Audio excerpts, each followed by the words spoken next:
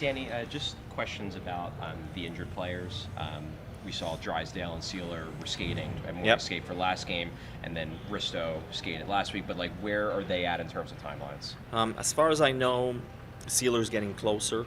Um, we don't have an exact date, but um, maybe, small chance this weekend, maybe after the weekend. He's getting close. So it's really encouraging in his case. Drysdale is getting better and better. I don't think he's as close as Sealer is, but he's moving in the right direction. And then Risto, I would say, is probably a little longer ways away. In his case, we're still not sure if he's going to be able to come back, but the other two have taken a step forward. So at this point, you would, I mean, obviously you never know with injuries, but you would expect that Jamie will be able to come back before the end of the season? I would say so at this point, yes. What's the latest on Kolosov? Obviously, his KHL team posted a whole social media campaign about him leaving. What's the latest on the Flyers end? We're dealing with a lot of immigration stuff, so that's why we don't have an exact timeline.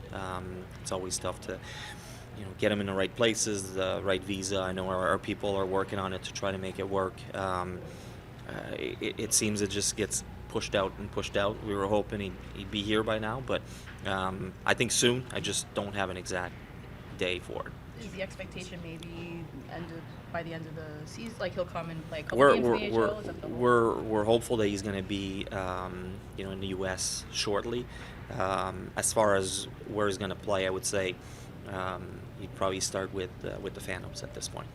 Would you, because I know you guys have used the 4 post-deadline call-ups, Yeah. do you still have the ability, if he starts in the AHL, to get him NHL games, if like just from a legal CBA standpoint? Yeah, that's the one thing we need to get clarification from the NHL.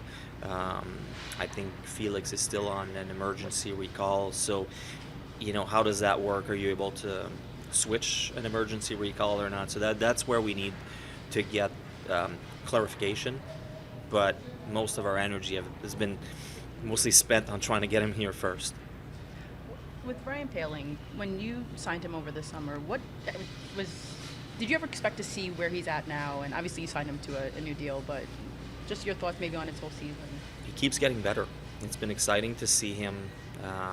When we signed him, we knew we were at least, worst case scenario, we were going to get a solid fourth line centerman with a chance and an upside at playing more eventually.